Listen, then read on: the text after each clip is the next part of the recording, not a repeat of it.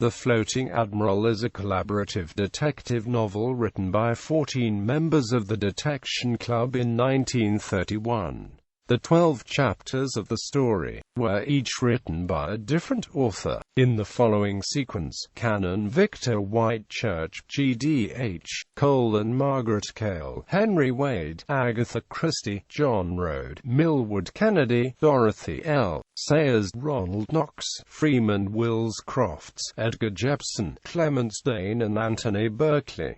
G.K. Chesterton contributed a prologue, which was written after the novel had been completed. In a literary game of consequences, each author would write one chapter, leaving G.K. Chesterton to write a typically paradoxical prologue and Anthony Berkeley to tie up all the loose ends. In addition, each of the authors provided their own solution in a sealed envelope, all of which appeared at the end of the book. As Sayers explained in the introduction to the book, each writer must construct his installment with a definite solution in view. That is, he must not introduce new complications merely to make it more difficult. A writer was bound to deal faithfully with all the difficulties left for his consideration by his predecessors. Literary significance and criticism. These members of the Detection Club collaborate with skill in a piece of detection rather more tight-knit than one had a right to expect. There is enough to amuse and to stimulate detection, and the introduction by Dorothy Sayers and supplements by critics and solvers give an insight into the writer's thoughts and modes of work.